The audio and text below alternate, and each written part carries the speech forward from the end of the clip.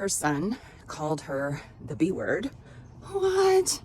Okay, I'm out walking and I just want to chat with you for a second.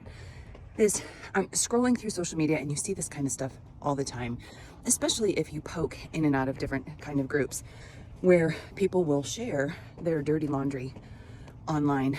But I have a couple things to say about this one, because this mom not only vented and asked about what people would do, but she also shared this kid's picture. So, number one, remember that absolutely everything you and your kids do create a digital footprint that will follow them around forever. Say the word forever with me. Forever. That digital footprint doesn't go away. So be very, very, very careful about what you say about, I'll say anyone, but specifically your husband, your children, your wives. Be careful. Number two, she was talking about this child that out in public is 15, and she said something. He told her to be quiet.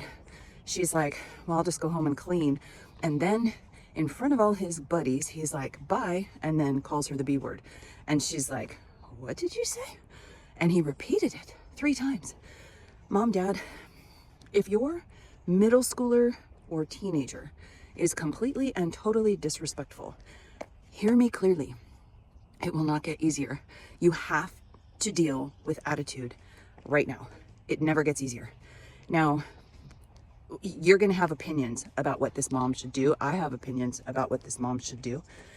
But I want you to know there's an underlying current when you have a teenager or a middle school that is lashing out, specifically in public, specifically in front of their peers.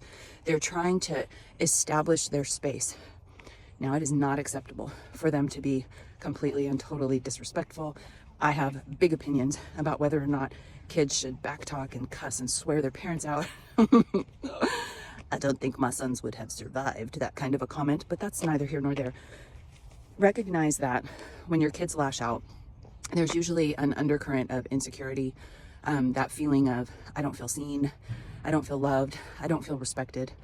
And yes, that particular situation needs to be dealt with because it's not okay. But you're not going to fix it in public, and you're not going to fix it in front of his friends. You're going to have to take a step back and find a creative way to merge alongside and help that child. Number one, there should be some kind of consequence for that level of disobedience or disrespect. I'm sorry, but this world needs parents to stand up and say, no, that is not going to fly here. And whatever that means in your house, deal with it accordingly. But then instigate and construct and design opportunities for you to actually spend time with that child. They are pushing back because they don't feel seen, they don't feel loved, they don't feel respected. And that is something that is worth every tear, every drop of sweat, and every moment that you spend with them. It doesn't get easier, so deal with it today. Deal with it today. If you're a mom, you have to recognize, especially with your boys, that it's very natural as the boys get bigger that they push back against mom.